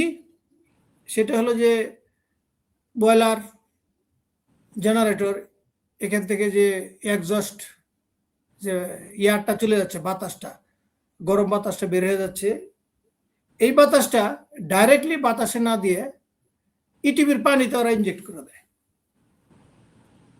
তাহলে যেহেতু ইটিভির পানিতে ইনজেক্ট করে দিল, এটার ভিতরে যত carbon dioxide, carbon monoxide, sulphur dioxide, nitric oxide, nitrous oxide, অনেক কিছু আছে এটার ভিতরে। তো সবগুলি কিন্তু পানিতে চলে গেল। পানিতে চলে ওখানে একটা বিশেষ প্রক্রিয়া, এটাকে প্রেসিপিটেট করে আমরা মাটির সাথে মিশাই দিলাম বা সেপারেট করে ফেললাম, স্লাজ আকারে আলাদা হয়ে গেল। তাহলে কি দাঁড়াইলো? আমরা বাতাসে কার্বন ডাইঅক্সাইডটা দিলাম না। রাইট। আচ্ছা, তাহলে বাতাসে যদি আমি কার্বন ডাইঅক্সাইড না দিই, তাহলে কি আমি বলতে পারি না যে আমি পরিবেশটাকে একটু পজিটিভলি ভূমিকা রাখলাম, ওয়েদার চেঞ্জটা একটু কম হবে? রাইট। আচ্ছা, আমি যদি পড়াইতে যাই, তাহলে তো আমি এই এক্সপিরিয়েন্সটা আমি শেয়ার করবো যে এগুলি কিন্তু হচ্ছে বাংলাদেশে। এখন তখন এই স্টুডেন্টটা কি করবে? সেও ফ্যাক্টরি দিকে খুঁজে দেখলো কি, এখন মনে করে ফ্যাক্টরিতে অলরেডি হয়তো 4-5টা ফ্যাক্টরিতে বেশি নাই, নিট কনসার্নে আছে, আমি ফিজিক্যালি গিয়ে দেখে আসছি। তাহলে এটাকে আমি যদি বলি যে 100% ফ্যাক্টরিতে থাকা উচিত, আমার মনে হয় সবাই একমত হবে। তাহলে তাহলে যদি আমি প্রশ্ন করি কোলাবোরেশন কি দরকার নাই? অবশ্যই। অবশ্যই আছে। আচ্ছা, এটার আরেকটা বেনিফিট কি? আরেকটা বেনিফিট হলো এই যে বাতাসটা আমি পানিতে দিলাম, বাতাসে তো থাকে কার্বন ডাই অক্সাইড, এক্সজস্ট বাতাসে কার্বন ডাই অক্সাইড 6 থেকে 8% থাকে। 6 থেকে 8%, একটু কম বেশি হয়, এটা বার্নিং এর উপরে। এই যে 6 থেকে 8% কার্বন ডাই অক্সাইড হয়, বের হচ্ছে, এটা কিন্তু পানির সাথে রিঅ্যাকশন করে কি হয়? কার্বনিক অ্যাসিড হয়। আর এই কার্বনিক অ্যাসিড হওয়ার ফলাফল কি? কার্বনিক অ্যাসিড হওয়ার কারণে ফলাফলটা হলো যে ইটিপির পানিতে যে এটিপির পানিটা কিন্তু অ্যালকালাইন হয়। কিরকম অ্যালকালাইন হয় সেটা হয়তো ওই 8 থেকে 11, 11.5 পর্যন্ত উঠে নিট ডাইং এ। আর যদি ওভেন ডাইং হয় সেটা লিমিটলেস আর কি, ওটা 14, মানে স্কেলের ধারণা আর কি, 13, 14 উপরেও থাকে আর কি, 12, 13, 14 এরকম। তো এখন আমি এই যে বাতাসটা কার্বন ডাই পানিতে দিলাম, ইটিপির পানিতে দিলাম, দেওয়ার পরে কি হয়? তো নিট ডাইং ফ্যাক্টরিতে যে সালফিউরিক অ্যাসিডটা লাগে, এটা আর দরকার পড়ে না। যেমন ডিবিএলএ মাসে প্রায় 40 টন সালফিউরিক অ্যাসিড লাগে। এখন তারা যদি এই কনসেপ্টটা যদি চালু করে, তাহলে 1 কেজি সালফিউরিক অ্যাসিডও লাগবে না, প্লাস পরিবেশটাও সেভ হবে। তাহলে এটাকে আমরা বলতে পারি না যে এটা একটা ভালো ভূমিকা রাখবে পরিবেশে? তাহলে এই নলেজগুলি আমরা আগেই সবাইকে জানাই দিই। এখন আমি একজন জিএম হিসেবে আমি জানলাম আমি একটা ফ্যাক্টরিতে আছি, আমি তো অন্য কাউকে জানাবো না। তাহলে একটা ফ্যাক্টরি না ডেভেলপ হবে, কিন্তু স্টুডেন্টদেরকে যদি জানানো যায় একসাথে কয়েক হাজার স্টুডেন্ট, এটা সারা বাংলাদেশে ছড়ায় যাবে। তো সুতরাং তাদেরকে শেখানো দরকার নতুন কনসেপ্টগুলি। আমি যেরকম ডাইং নিয়ে কথা বলতেছি, অন্যান্য ডিপার্টমেন্টের লোকজন তাদের বিষয় নিয়ে তারা কথা বলবে, এভাবে তাদেরকে এনরিচ করতে হবে। আর কি পয়েন্ট আছে? আরো 2-একটা পয়েন্ট বলি। যেমন আমরা যদি চিন্তা করি যে কস্ট নিয়ে কিন্তু অনেক ঝগড়াঝাটি হয়, মালিকরা বসলে এই জিএম সাহেব আপনার কস্ট অনেক হাই, কস্ট কমান, কস্ট কমান, কস্ট কমান। হ্যাঁ, এই নিয়ে অনেক, এটা একটা কনফ্লিক্ট। এখন দেখেন বাংলাদেশে যেমন মাস্কো এক্সপোর্টে একটা মেশিন আছে, এটা ইকোটেক্সেও আছে, অন্য অন্য কোম্পানির নিট কনসার্নে আছে, ফকিরেও আছে, এটা সম্ভবত ফকির ফ্যাশনে। তারা একটা মেশিন নিচ্ছে, যে মেশিন দিয়ে কাপড়টাকে স্টিম করার পরে যদি হিট শিডিং করা যায়, তাহলে প্রোডাকশন 40% থেকে 50% বেড়ে যায়। এই যে নিউ কনসেপ্ট, নিউ আইডিয়া, এই নিউ আইডিয়াটা তো অবশ্যই আমি গ্রাজুয়েটদের সাথে শেয়ার করব। এতে কি কোম্পানি বেনিফিটেড হবে না? রাইট। তাহলে কোলাবোরেশন কি বেনিফিটেড করতেছে না? অবশ্যই করতেছে। এটা তো একটা বাস্তব এক্সাম্পল। তারপরে আসি এই প্রাণা রেফেল তো এখন টেক্সটাইলে ভালো করার চেষ্টা করতেছে, ভালো করতেছে। ওখানে গেলাম, ওখানে একটা জিনিস আমি দেখলাম যে ওরা বিশেষ করে ডিপ কালার, লাইট কালার যেগুলি আছে আর কি, এগুলি ওরা ওই ডাইংয়ে, যারা ডাইংয়ের এক্সপার্ট তারা আমার কথাগুলি ভালো বুঝবেন। ডাইংয়ের বাথ ড্রপ করার পরে, মানে কালার ম্যাচিং হওয়ার পরে তো বাথ ড্রপ করতে হয়, কেমিক্যাল পানিটা ছেড়ে দিতে হয়, ছেড়ে দেওয়ার পরে ওরা আর কোনো কিছু করে না, ওইভাবেই মেশিন থেকে আনলোড করে দেয় কাপড়টা। আনলোড করে দিয়ে ওই কালারের পানি সহই ওই টুলেটাকে নিয়ে যায় একটা মেশিনের পিছনে, এটাকে বলে rope washing machine, continuous rope washing machine. আচ্ছা আচ্ছা, তো নিয়ে যাওয়ার ফলে হয়েছে কি, এখন এখানে যেহেতু বাথ ড্রপ করার পরে কাপড়টা নামায় ফেলা হয়, এতে দেখা যায় যে তাদের বক্তব্য অনুযায়ী, ওখানে যে টেক্সটাইল ইঞ্জিনিয়ার আছে তার সাথে আবার কথা হয়েছে, তাদের বক্তব্য অনুযায়ী এখানে উইদাউট ফেল 25% প্রোডাকশন বাড়ানো যায়। এখন প্রশ্ন, এটা কি একদম ফুল সব কালারের ক্ষেত্রে করা যায়? কিছুটা লিমিটেশন আছে এই কারণে যে এক কালার থেকে আরেক কালার, মেশিন ওয়াশ, এগুলি অনেক সময় অনেকে করতে চায় না। কিন্তু এটা এই যে এই প্র্যাকটিসটা যে টার্কি থেকে আসছে, টার্কির কথা, এই এক্সপার্টদের সাথে আমি কথা বলে যেটা জানতে পারলাম যে তারা টার্কিতে 100% ফেব্রিকে কিন্তু ডাইং থেকে নামানোর পরে তারা ওইভাবে ওয়াশ করে, এবং এই জন্য তাদের প্রোডাক্টিভিটি অনেক বেশি হয়। এখন এখান থেকে বোঝা গেল যে হ্যাঁ, এখানে প্রোডাকশন বাড়ানো সম্ভব, যদি 100% নাও হয়, যদি 30% ফেব্রিক যদি আমি ওখান থেকে ওয়াশ করতে পারি, তাহলে আবার 30% তো অন্তত 25% প্রোডাকশনটা বাড়লো। এটা হলো প্রোডাকশন বাড়ার একটা কথা। আরেকটা কথায় আসি, পানির বিষয়ে দেখা যায় যে পানি ওখানে 1 কেজি কাপড় ওয়াশ করতে 12 লিটার পানি লাগে। আর ইন জেনারেল পানি লাগে নর্মাল মেশিন যেগুলি আছে, ভালো মেশিন হইলে হয়তো 20 লিটার, আর এভারেজ যেগুলি একটু ফক্স বা এইসব যেসব মেশিন আছে এগুলিতে হয়তো 30 লিটার লাগে বা 35 লিটার লাগে, আর ওখানে শুধুই 12 লিটার লাগে। তাহলে আমরা এই যে ওয়াটার সেভিং নিয়ে যে কথা বলতে চাই, তাহলে কি এই বিষয়গুলো আমাদের চিন্তা করা দরকার আছে না? অবশ্যই দরকার আছে। আমরা 100% না পারলাম একটা পোর্শন তো করতে পারবো। তাহলে এই নলেজটা যদি আমি এই ফ্রেশ গ্রাজুয়েটদেরকে দেই, তাহলে এটা কি বেনিফিট আসবে না? এটা কার অবদান? এটার কোলাবোরেশন অবদান, ইন্ডাস্ট্রি একাডেমি কোলাবোরেশনের অবদান। সুতরাং এটা যে কত মূল্যবান এটা আমার আর কিছু বলা দরকার নাই, আমি আরো কিছু শেয়ার করতে চাই। যেমন আমাদের এক টেক্সটাইলের ছোট ভাই হ্যামসে আছে, সে দারুণ একটা কাজ করে। সেটা কি? Smart operation of stenter machine. কি বললাম?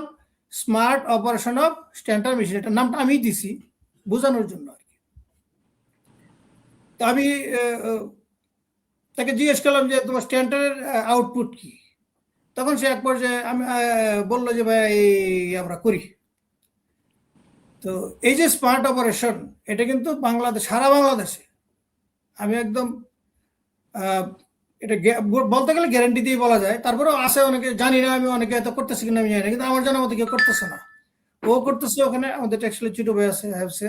আর আমি শুরু করেছিলাম ওই কেএসএস নিট কম্পোজিটে, মিতালি ভেস্টার ইউনিট আছে কেএসএস নিট কম্পোজিট, এটা বলে স্মার্ট অপারেশন। স্মার্ট অপারেশন এটা এতে প্রোডাকশন বাড়ে প্রায় 10 থেকে 15%। এখন কত হলে যে একটু বলেন দেখি কি স্মার্ট অপারেশন প্রোডাকশন বেড়ে যায়? একটু না বললে তো আবার বিশ্বাস করবো না কেউ, একটু বলি। জি, সেটা হলো কিছুই না, আমাদের বাংলাদেশে যে কটা স্ট্যান্টার মেশিন আছে প্রতিটা মেশিনেরই এক সেট করে নেট থাকে বা ফিল্টার নেট থাকে। ওই যে মেশিনে ওই যে ডাস্ট যেটা হয় ডাস্ট, সেটা রিমুভ করার জন্য এক সেট করে থাকে, নেট থাকে।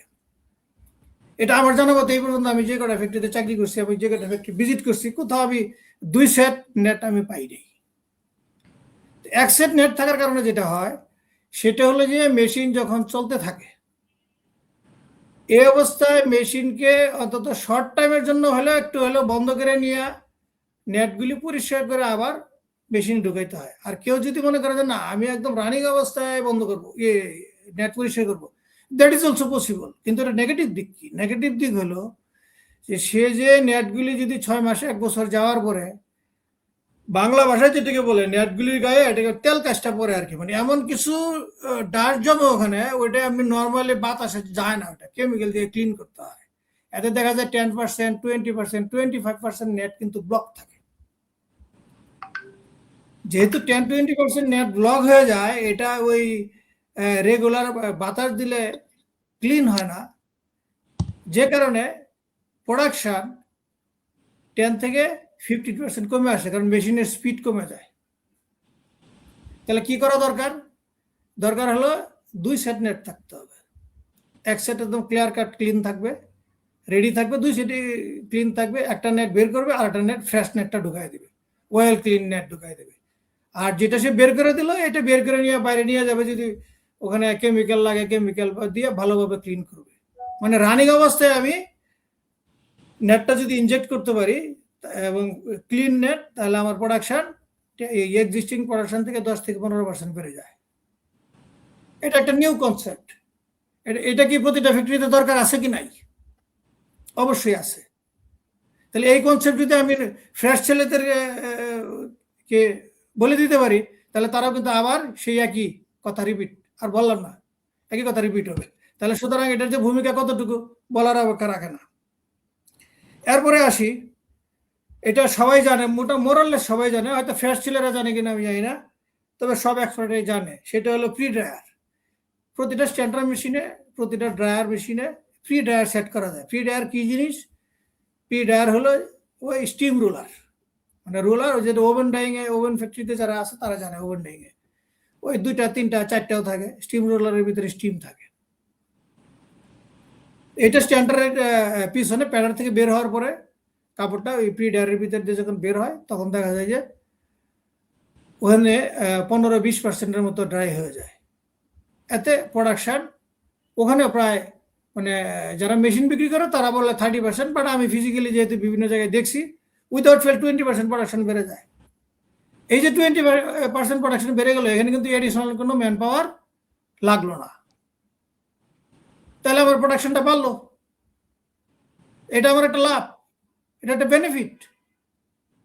কিন্তু আমি যখন ডাইরেক্ট চাকরি করবো তখন তো আমি একটা জিএম হয়ে আমি তো করি না, আমি আরেকজনকে বলি না ভাই এটা নাও, কারণ আমি চাই না যে সে বেনিফিটেড হয়ে যাক, আমি আমার জায়গায় থাকি, যেহেতু এটা ঠিক না।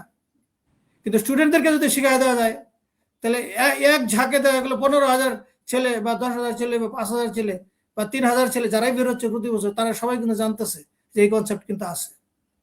তাহলে এই সেভিং এর জন্য কি আমাদের কাজ করতে হবে না? করতে হবে। হ্যাঁ, এটার কিছু লিমিটেশন আছে, লিমিটেশনে নাই যাই, কারণ সময় অনেক হয়েছে। আমি আর দু একটা পয়েন্ট বলে শেষ দুলাল করি। ভাই, আমাদের আসলে সময় খুবই স্বল্প। আমি 1 মিনিটে শেষ করে দিচ্ছি।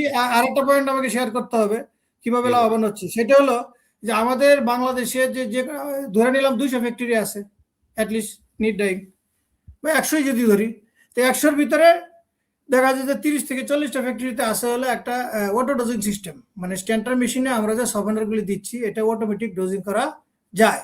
এতে সেভিং কি হয়? সেভিং হলো 30 থেকে 50% সফটওয়্যার সেভ করা যায়। যেমন ইমপ্রেস নিউটেক্সে তারা সেভ করে 50%, কেউ কেউ করে 20, কেউ কেউ করে 30, কেউ করে 40। তাহলে এটা কিন্তু বিরাট সেভিং। এখন আমি বলতে চাই না বাংলাদেশে অনেক বড় বড় কোম্পানি আছে তাদের এটা নাই, এখন এখানে বললে তারা লজ্জা পাবে, আমি বলবো না সেটা। তাই আমি যদি এই নলেজটা যখন স্টুডেন্টদেরকে দিয়ে দিব, তারাও কিন্তু খুঁজবে কোথায় ডোজিং, কোথায় অটো ডোজিং, কোথায় অটো ডোজিং। তাহলে যিনি কোশ্চেন করেছিলেন যে আসলে কিভাবে বেনিফিটেড হবো, আমি একজন এক্সপার্ট হয়ে আমি এইভাবে শেয়ার করলাম। আমার মতো যে মার্কেটিং এক্সপার্ট সেও কিন্তু বলবে আমি এইভাবে করা যায়। একজন মানে একটা কোম্পানির সিইও বা হেড অফ প্রজেক্ট যখন এই ছেলেদেরকে শিখাবে, উনিও কিন্তু শিখাবেন যে ওই কি মানে একটা ফ্যাক্টরি চালাইতে হলে কি ধরনের চ্যালেঞ্জ আছে, কিভাবে ওভারকাম করা যায়, উনিও কিন্তু শিখাবেন। একজন প্ল্যানিং এক্সপার্ট শিখাবেন, এভাবে যত একজন ইউটিলিটি এক্সপার্টও কিন্তু শিখাবেন, একজন সিইও কিন্তু শিখাবেন যে এইভাবে কাজ করতে হয়। তো সুতরাং ইন্ডাস্ট্রি এই কোলাবোরেশনটা খুবই গুরুত্বপূর্ণ। আর আরেকটা কথা বলে নেই, এটা শেষ করে দিব আমি একটু 1 মিনিট। সেটা হলো যে আচ্ছা ঠিক আছে, ধরে নিলাম আমরা বা যারা ইন্ডাস্ট্রি থেকে এক্সপার্ট হয়েছে, এক্সপার্ট হয়ে তারা স্টুডেন্টদেরকে শিখাচ্ছে, কিন্তু এক্সপার্টরা আসলে কতটুকু এক্সপার্ট সেটাও তো একটা কোশ্চেন। এক্সপার্টরা যদি দুর্বল থাকে বা এক্সপার্টরা স্ট্রং আছে কিন্তু দ্যাট ইজ নট সাফিসিয়েন্ট, তাহলে তাদের জন্য কি করা উচিত? তাদেরকেও তো একটা স্ট্রং কিছু প্ল্যাটফর্ম লাগবে, তাই না? তাদের প্ল্যাটফর্মের জন্য যেটা দরকার সেটা হলো যে দুইটা জিনিস দরকার। একটা হলো যে ফ্যাক্টরিতে অবশ্যই R&D ডিপার্টমেন্ট থাকবে, এবং সেই R&D ডিপার্টমেন্ট অবশ্যই এক্সপিরিয়েন্সড সিনিয়র পার্সন দিয়ে পরিচালিত হবে। উনি দেশ বিদেশের বিভিন্ন এক্সপার্টদের সাথে আলোচনা করে তার এই R&D কন্টিনিউ করবে। সেই R&D কি হবে? সেটা technical R&D, non technical R&D, সে ম্যানেজমেন্ট নিয়েও R&D করবে। এগুলো একটা পার্ট। মানে এই প্রফেশনাল, মানে আমাদের মতো প্রফেশনাল যারা আমরা যারা জব করতেছি বা কাজ করতেছি, আমাদেরকে ট্রেন আপ করার জন্য, ডেভেলপ করার জন্য। আরেকটা পার্ট কি আছে? আরেকটা মেজর পার্ট রয়ে গেছে, সেটা হলো রিসার্চ ইনস্টিটিউট। ন্যাশনালি একটা রিসার্চ ইনস্টিটিউট দরকার, এবং এটা অবশ্যই বুটেক্সের আন্ডারে। বুটেক্সের আন্ডারে একটা রিসার্চ ইনস্টিটিউট দরকার, যেখানে বাংলাদেশের এই টেকনিক্যাল নন টেকনিক্যাল চ্যালেঞ্জগুলি ওখানে আলোচনা হবে, R&D রিসার্চ হবে এবং ডেভেলপমেন্ট হবে। এবং ওখানে যারা থাকবে তারাও দেশ বিদেশের বিভিন্ন কনসেপ্টগুলি ওনারা কালেক্ট করবেন, কালেক্ট করে ইমপ্লিমেন্ট করার চেষ্টা করবেন। এতে এই দুই জায়গা থেকে আমাদের মতো যারা আমরা মানে কাজ করতেছি ফিল্ডে, আমরা যারা আছি, আমাদেরকে ট্রেন আপ করার জন্য এই দুইটা জায়গা স্ট্রং হওয়া দরকার। তাহলে আমরা যদি স্ট্রং হই, স্টুডেন্টরাও স্ট্রং হবে, এবং দিন শেষে দেশও ডেভেলপ করবে। ফুলের তোড়ায় পরিণত হয়ে আমরা সবাই খুশি থাকবো। Thank you. আসসালামু আলাইকুম। দেলার ভাই, আর মানে শর্ট আর একটা দুইটা কোশ্চেন আমরা নিতে হবে, কারণ আসলে এক হলো যে আপনি জানেন যে সামনে আইটিটি ইলেকশন, এবং আমরা আসলে কি মেম্বার ভিশন বিভিন্ন মেম্বারদের, যেমন আপনি আইটিটি মেম্বার, তো মেম্বারদের ভিশন শুনতে যাচ্ছিলাম যে ইন্ডাস্ট্রি একাডেমি কোলাবোরেশনে এখানে আইটিটি কিভাবে ভূমিকা রাখতে পারে। মানে এটা যদি সংক্ষেপে বলেন। আমাদের আসলে প্রোগ্রাম মোটামুটি আমরা 1 ঘন্টা হয়ে গেছে, তো আপনি আর কি যতটুকু কন্টিনিউ করতে চান অসুবিধা নেই, কিন্তু মানে উইদিন ভেরি শর্ট টাইম যে আইটিটি এখানে কিভাবে ইন্ডাস্ট্রি একাডেমি কোলাবোরেশনে ভূমিকা রাখতে পারে? অ্যাকচুয়ালি হয়েছে কি যে আমাদের যে এই যে আইটিটি আমরা যারা মেম্বার আছি, হ্যাঁ, আমাদের সবার কিন্তু উদ্দেশ্য হলো টেক্সটাইল সেক্টরটাকে ডেভেলপ করা। রাইট। আর এই ডেভেলপ করতে গেলে একজনের ওপিনিয়ন দিয়ে যে ফুল ডেভেলপ হয়ে যাবে বিষয়টা তা না, অনেকের ওপিনিয়ন নিতে হবে, নিলেই শুধু ডেভেলপমেন্ট সম্ভব, আদারওয়াইজ সম্ভব না। তো আমি যেহেতু একজন হিসেবে আমি যেটা বলতে চাই সেটা হলো যে কাউকে না কাউকে তো লিড দিতেই হয়। এই আমি যে এতক্ষণ বললাম এটাকে ইমপ্লিমেন্টেশন করতে গেলে কাউকে না কাউকে লিড দিতে হবে। এই লিডিং এর চেয়ারটা কে থাকবে সেটা হলো আইটিটি কাছে আমি আমি আমি আশা করবো যে আইটিটি এই যে কোলাবোরেশন, রিসার্চ ইনস্টিটিউট, তারপরে প্রতিটা ফ্যাক্টরিতে একটা স্ট্রং R&D ডেভেলপ করা, এটা কিভাবে করা যায়, আইটিটির যে বডি থাকবে, নেক্সট যে বডি আসবে, আমি চাই যে তারা আমার এই বিষয়ে এই 3টা কনসেপ্ট নিয়ে ওনারা একটু চিন্তা ভাবনা করবেন যাতে করে বেটার কিছু আউটপুট পাওয়া যায়। এবং এটা একমাত্র আইটিটির দ্বারাই সম্ভব, অন্য কোনোভাবে এটা সম্ভব না।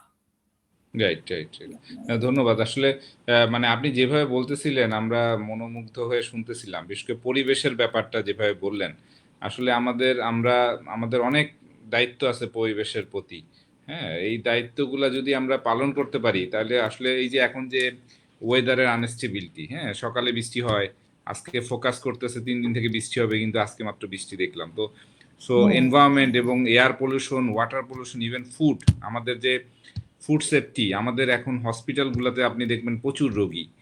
তো আসলে আমাদের কিন্তু এখন যদি আমরা এখানে কোনো ইনিশিয়েটিভ না নেই তাহলে আমরা কিন্তু একটা ডিজাস্টারের দিকে যাব।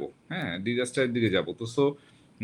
এই যে কোলাবোরেশনের মাধ্যমে আপনি যে মেসেজগুলো দিলেন যে আমাদের আসলে আমাদের ইন্ডাস্ট্রিয়ালিস্টরা যারা ফিল করতেছে বা আপনাদের মতো এক্সপেরিয়েন্স পার্সন যারা ফিল করতেছে, এই ফিলিংসটা স্টুডেন্টদের মাধ্যমে আমাদের নেক্সট জেন জি যারা এখন লিডিং দিতেছে বা যারা এখন মানে তরুণ প্রজন্ম, এবং সামনে তো তারাই লিডিং দিবে। তো আমাদের যে ভুল ভ্রান্তি বা আমরা আমাদের অভিজ্ঞতা যদি তাদের সাথে শেয়ার করতে পারি বা আপনার মতো এক্সপার্ট যদি তাদেরকে গাইড দেয়, তো তারা কিন্তু কাজ করতে পারবে এবং they can change the environment, they can change everything. হ্যাঁ, এবং এখানে আমি একটা জিনিস একটু যদিও আমি সময় না, আমি একটু শেয়ার করতে চাই। আমি বেশ কিছু ফ্যাক্টরিতে আমাদের সিনিয়র জুনিয়র ভাইদের সাথে আমি বসছি, তো আমি খুব অবাক হয়েছি, মানে মুগ্ধ হয়ে গেছি যে অনেকে এত বেশি ভালো কনসেপ্ট রাখে, হ্যাঁ, সেলুট দেওয়ার মতো। কারণ তাদেরকে নিয়ে যদি স্টুডেন্টদেরকে শেখানো যায়, আমার মনে হয় যে এই সেক্টর চেঞ্জ হতে বেশি সময় লাগবে না, সময় লাগবে না, চায়না হয়ে যাবে ইনশাল্লাহ। হয়তো একটা সময় লাগবে, চায়না এত সময় লাগবে না, কারণ আমরা তো শিখতে চাই। হ্যাঁ, এবং আমাদের ফিল্ডে অনেক এক্সপার্ট আছে, আনবিলিভেবল, এটা আমি দেখছি অনেক। হ্যাঁ, অনেক এক্সপার্ট আছে। আমরা এদের যদি একটা প্ল্যাটফর্মে নিয়ে আসতে পারি, আমরা যদি তাদেরকে মানে স্টুডেন্টদের কাছে নিয়ে যেতে পারি, হ্যাঁ, আমরা নলেজগুলো আমরা আরো কিছু ইনফরমেশন আছে, আমি বলতে পারি নাই, 1-2 মিনিট আরেকটু বলি। সেটা হলো যে এখন যেরকম আমরা আগে যেটা করতাম, যে কাপড় ফিনিশিং এর পরে আমাদেরকে বেশি জিএসএম কাটতে দিত না, এই এত জিএসএম কাটো কেন, কাটলে রিজেকশন হয়, অনেক বেশি রিজেকশন হয়, এত কাটবে না। কিন্তু আমাদের তো প্রতিটা রুল থেকে জিএসএম কাটতে হইতো, নাহলে তো বুঝতে পারতাম না। দেখা গেল 20টা রোলের ভিতরে 2টা রোলের জিএসএম কম, 3টা রোলের জিএসএম কম, অ্যাবনর্মালি কম অথবা বেশি। যে কারণে হয় আমরা যতই বাধা থাকুক, আমরা কিন্তু চুরি করে হলেও প্রতি রুল থেকে জিএসএম কাটি এবং সবাই কাটে। এতে কি হয়, যে জায়গাটা জিএসএম কাটলাম, এটা এই প্যানেলটা কিন্তু কাট প্যানেলটা বাদ হয়ে যায়, এক পিস, আলটিমেটলি এক পিস গার্মেন্টসে কিন্তু বাদ হয়, ফ্রন্ট ব্যাক চিন্তা করলে বাদ হয়ে যায়। আচ্ছা, তাহলে এখন আমাদের জিএসএম কাটা যাবে না, এটা হলে সবচেয়ে ভালো হয়, তাই না? তাহলে এটা কি আছে, কি অপশন আছে? যেমন এখন একটা চাইনিজ কনসেপ্ট আসছে মার্কেটে, সেটা হলো যে জিএসএম কাটার কোনো কিছু দরকার নেই, অটোমেশন, অটোমেটিক মেশিন থেকে রিডিং আসবে যে ওই ফেব্রিকে যেটা চলতেছে সেটা জিএসএমটা কত। অনলাইন মনিটরিং সিস্টেম চলে আসবে, আপনার ফেব্রিকের উইডথ কত সেটা অলরেডি চলে আসতেছে। আর এমনি যদি আমরা উইডথ মাপতে চাই, দেখা গেল ওই নিটিং মাপলে হয় 72 ইঞ্চি, আবার ডাইং এর কোয়ালিটি মাপলে হয় 70 ইঞ্চি। হ্যাঁ, এটার ভিতরে একটা কনফ্লিক্ট হয়ে যায়, কারণ সে টানে নিটিং এর দিকে, ও টানে হলো মানে অ্যাকচুয়াল ফেব্রিকের দিকে, বা যেটাই হোক, মানে একটু ইয়ে হয়। কিন্তু যদি আমরা একটা ফিক্সড প্যারামিটার যদি আমরা পাই, তাহলে আমাদের জন্য ডিসিশন নেওয়াটা ইজি। তাহলে এই কনসেপ্টগুলো তো আছে মার্কেটে। এরপরে আসি যে আমরা যে ফেব্রিক ইন্সপেকশন করি, দেখা যায় যে কোনো ম্যাক্সিমাম ফ্যাক্টরিতে আমি দেখছি, কিছু ফ্যাক্টরি ছাড়া ওরা কিন্তু 100% ফ্যাক্টরি ফেব্রিক চেক করে না, ওই 2-4 করেই ছেড়ে দেয়। কিছু ফ্যাক্টরি যেগুলো বড় বড় ফ্যাক্টরি, তারা 100% করে, বাট ওটা কষ্টটা বেশি পড়ে যায়। কিন্তু উপায় তো নাই, করতে হবে, তাই না? যদি কোনো প্রবলেম থাকে, এটা করতে গিয়ে হয় কি যে সময় অনেক বেশি লাগে, কাপড় অনেক পরে থাকে, ইন্সপেকশন হয় নাই, তাই কাপড়টা ডেলিভারি যাচ্ছে না, এভরিথিং ওকে। এখন একটা মেশিন আসছে, এই যে রোবোটিক মেশিন, আধুনিক এআই মেশিন, মেশিনে নিজেই টেস্ট ইয়ে করবে, চেক করবে, মেশিন নিজেই রিপোর্ট করে দিবে। আচ্ছা, তাহলে এটা অনেক সুবিধা, আমাদের ম্যান পাওয়ার অনেক কম লাগে, জায়গা কম লাগে, ম্যান পাওয়ার লাগেই না বলে চলে। এবং এক্সিস্টিং মেশিন যদি 24টা লাগে, এক্সিস্টিং মেশিন যদি 24টা থাকে, সেটার এগেইনস্টে মাত্র 4টা মেশিনেই চলে। এটা হলে যারা মেশিন সাপ্লাই দিচ্ছে তাদের বক্তব্য, হয়তো 4টা জায়গায় 6টা লাগতে পারে, কিন্তু লাগতেছে তো কম, আর রিপোর্টটা আমরা পাচ্ছি, ঠিক না? তো ঠিক আছে, থ্যাংক জি ইউ। জি দিলওয়ার ভাই, আসলে অনেক সুন্দর আলোচনা আজকে আমরা করলাম। আমাদের হয়তো আপনার কাছে আরো আমরা শুনতে চাবো ভবিষ্যতে, অথবা আমাদের ভবিষ্যতে যদি কোনো প্রোগ্রাম হয় আমরা আমাদের অডিয়েন্সকে জানাবো। আমরা চেষ্টা করব যে আমাদের লেটেস্ট নলেজগুলা মানে সবাইকে পৌঁছে দেওয়ার। ধন্যবাদ আপনাকে, আপনার মূল্যবান সময়, আপনার ব্যস্ততম সময় থেকে বের করে আমাদের অডিয়েন্সের জন্য দেওয়ার জন্য। আপনি ভালো থাকবেন, দোয়া করি। আর আপনার যদি কোনো এক লাইনে কোনো মানে বক্তব্য থাকে যে টেক্সটাইল ইঞ্জিনিয়ার বা প্রকৌশলীদের জন্য, সেটা বলে হয়তো আমরা শেষ করতে পারি আর কি। যারা ফ্রেশ বের হচ্ছে তাদের অ্যাকচুয়ালি অনেক কিছুই থাকে, তো এক কথায় যদি বলতে হয় সেটা হলো যে তাদের মানে নিউ ইনোভেশন যেগুলো আছে মার্কেটে ওয়ার্ল্ড ওয়াইড, এগুলি জানার ক্ষুধা থাকতে হবে, তাহলে আমাদের নেক্সট ফিউচারটা ভালো হবে, আদারওয়াইজ খুবই কঠিন হবে। They should have hunger for new innovation knowledge. Rightly said. কারণ এখন তো চ্যালেঞ্জ অনেক অনেক কঠিন চ্যালেঞ্জ আর কি, সামনে ইন্ডাস্ট্রির চ্যালেঞ্জ আছে আমাদের। হ্যাঁ, তো সব মোকাবেলায় আমরা একসাথে কাজ করব, একসাথে ইন্ডাস্ট্রি একাডেমি কোলাবোরেশনের মাধ্যমে কাজ করব, এক্সপার্টদের সাথে কাজ করব, আমাদের একাডেমিশিয়ানদের সাথে কাজ করব, আমাদের গ্র্যাজুয়েটরা হবে আমাদের শক্তি। এই প্রত্যাশা ব্যাক করে আজকে আমরা আমাদের প্রোগ্রাম এখানে শেষ করছি। সবাইকে ধন্যবাদ। আসসালামু আলাইকুম। সবাই ভালো থাকবেন, সুস্থ থাকবেন। আমাদের নেক্সট প্রোগ্রামে জয়েন করবেন ইনশাআল্লাহ। আসসালামু আলাইকুম।